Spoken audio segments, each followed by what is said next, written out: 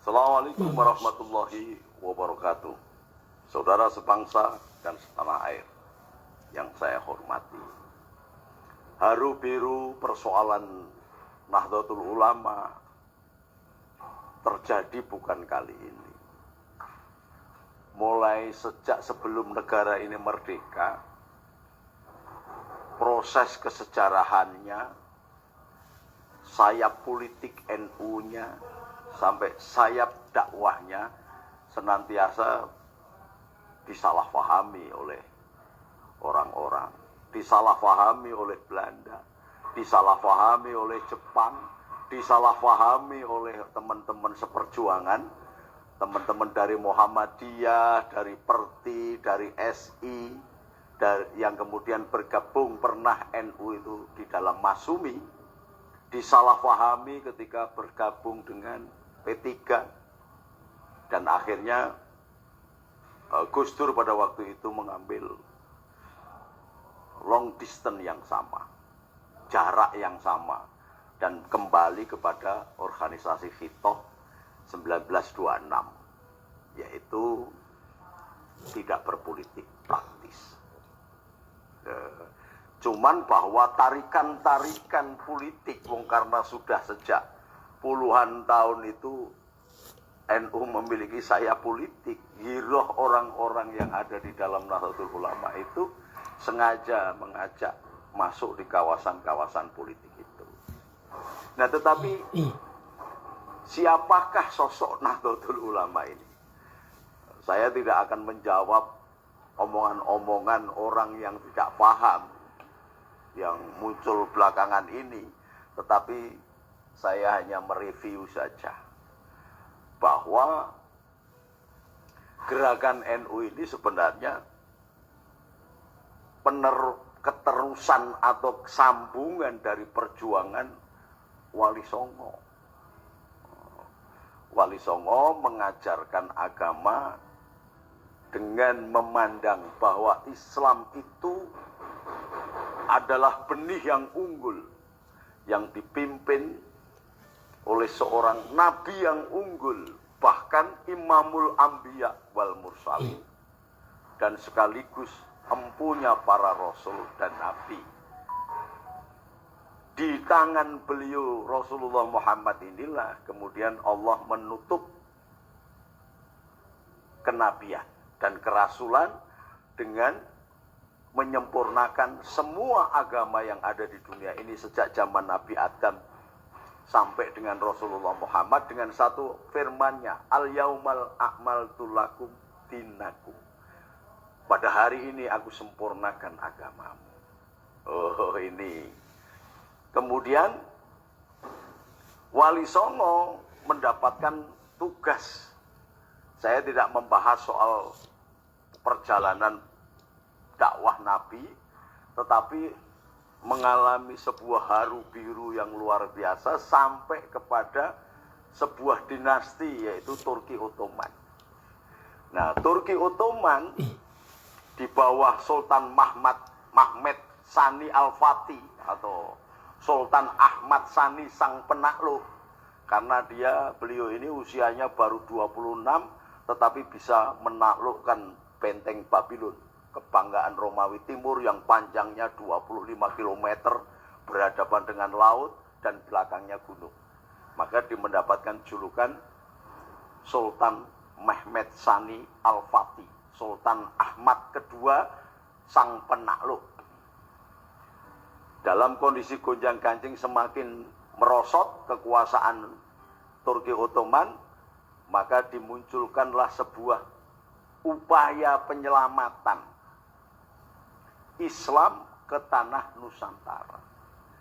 Jadi Islam masuk ke Indonesia atau ke tanah Nusantara ini bukan menjajah, bukan untuk merubah agama setempat, bukan untuk menguasai negara, bukan ingin menghilangkan budaya aslinya, tetapi masuknya Islam ke tanah Nusantara ini dianggap bahwa ladang subur yang memiliki budaya luar biasa karena orang Jawa ini adalah suku tertua di dunia. Dibuktikan dalam penggalian antropologi, suku bangsa tertua di dunia adalah Javanicus Soloensis. Di Sangiran diketemukan itu. Ini persoalannya. Dan itu sudah dicium oleh Sultan Ahmad Sani. Maka diutuslah ketika kemudian Inggris dan Perancis mulai mendesak Turki, dikhianati oleh kerjasama dengan penguasa yang kelak menjadi kerajaan Wahabi atau Arab Saudi, namanya Abu Su'ud. Sebelum itu sudah dilakukan muhibah-muhibah untuk menanamkan kecambah agama Islam yang penuh damai dan rahmatan lil alamin itu. Maka secara periodik Wali Songo itu bukan 9 orang. Jumlahnya di Indonesia ini setiap saat 41 orang. Cuman ada yang wali mastur, artinya tersembunyi, ada yang terang-terangan, ada yang nampak, bahkan ada yang biasa-biasa saja. Ini makanya mulailah masuk, dikirim Syekh Maulana Malik Maghribi dari Maroko, jumlahnya 5 orang. Maka kalau sampai nanti ziarah, dulu pernah itu Fadil Muhammad melakukan festival Wali Songo, ketemu makam-makam Maulana Malik Maghribi ini 5 orang. Loh, yang benar yang mana? Benar semuanya. Karena diutus oleh Sultan pada waktu itu, Sultan sebelumnya memang untuk mengaburkan namanya sehingga tidak diketahui namanya, Maulana Malik Maghribi. Kemudian ada yang dimakamkan di Malang, terkenal dengan Kiai Gribik. Di Kudus ada Kiai Gribik. Kemudian di Klaten ada Kiai Gribik. Di Batang sebelah pelabuhan laut itu ada Kiai Gribik. Tetapi yang benar yang mana? Semuanya benar, karena memang ini 5 orang, jadi tidak terkenalkan namanya. Maulana Malik Maghribi. Maulana itu Tuan Agung yang berasal jadi dari utusan Raja Malik yang berasal dari Maghrib. Maghrib itu Maroko. Jadi Maroko itu hanya dibelah oleh sungai, yang sebelah sono adalah Eropa, sebelah sini Afrika. Itu Maghrib atau Maroko. Lalu diutus dari wali Allah, penguasa Islam yang luar biasa keilmuannya dari India belakang, yang bernama Maulana Malik Ibrahim.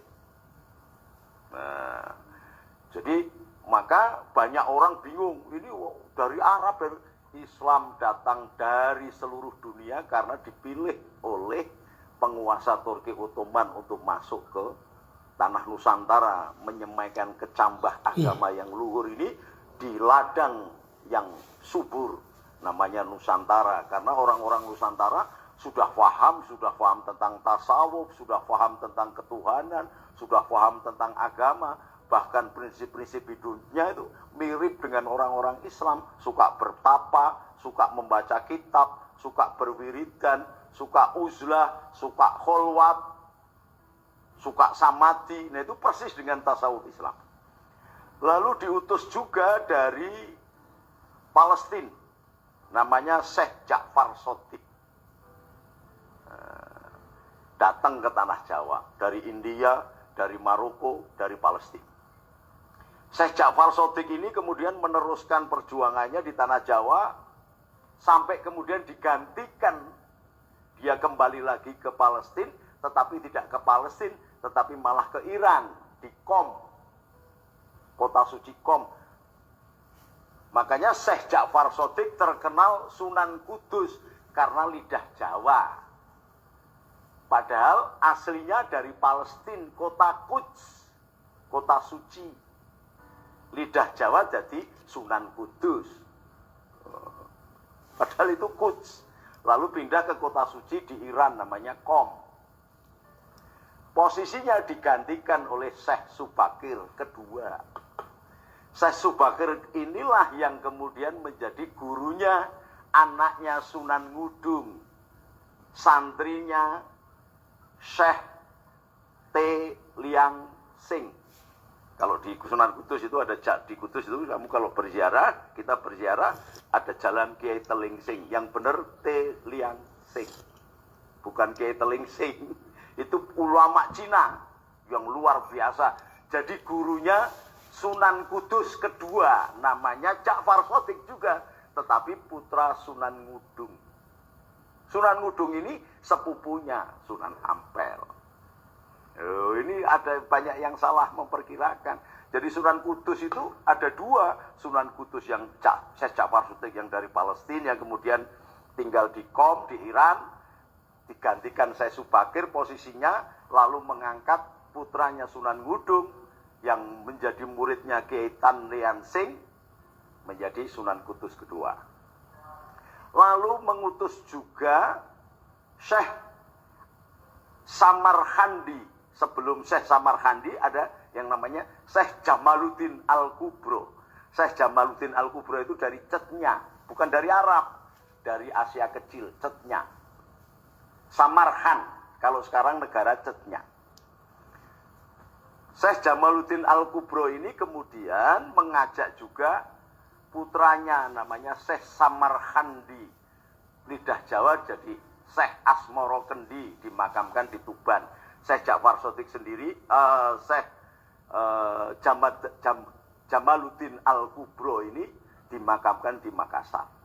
Tapi ada makam-makam Syekh Jamaluddin Al-Kubro itu di Semarang ada, di Blitar ada, di mana-mana ada.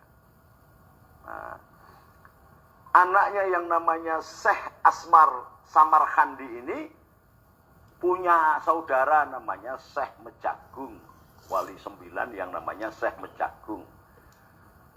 Kemudian Syekh Samarkandi ini punya anak Syekh Ali Murtala, Syekh Ali Murtolo, Syekh Ali Murtado, ya Pandita Ratu, karena sangat hebat ilmunya, tetapi kebetulan tidak bergabung dengan kerajaan dan tidak punya keturunan, makanya hilang. Padahal ilmunya luar biasa, Syekh Ali Murtado atau Syekh Ali Murtolo ini. Punya anak namanya Raden Rahmat. Jadi Syekh Samarkandi ini punya anak namanya Raden Rahmat dan Syekh Ali Murtolo. Di samping punya anak Raden Rahmat, punya anak juga namanya Maulana Ishaq, bapak Syekh Awalul Muslim, yang daerah dakwahnya daerah Blambangan. Yang kemudian karena mengikuti sebuah sayembara, akhirnya dijadikan menantu oleh Mahapatih setempat, mendapatkan putri Pambayun. Yang putri Pambayun ini dicintai oleh patihnya, sehingga ketika lahir anaknya yang pertama diberi nama Raden Paku. Tapi sebelum Raden Paku, anaknya yang bernama Sunan Giri ini bernama Joko Samudro. Kenapa kok Joko Samudro? Karena diancam oleh patihnya yang cemburu ini, Maulana Ishaq ke Aceh, ke Samudra Pasai, kemudian melahirkan anak juga namanya Faletehan, yang kemudian kembali ke Jawa sebagai Sunan Gunung Jati kedua.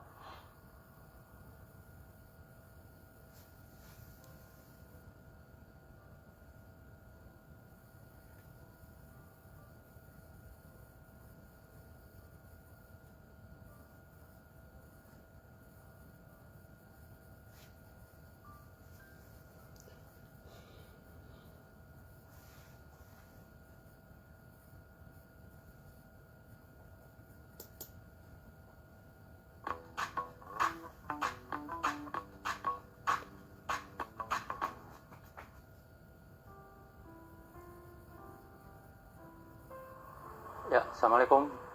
Salam sejahtera buat semuanya. Saya ingin mengangkat topik tentang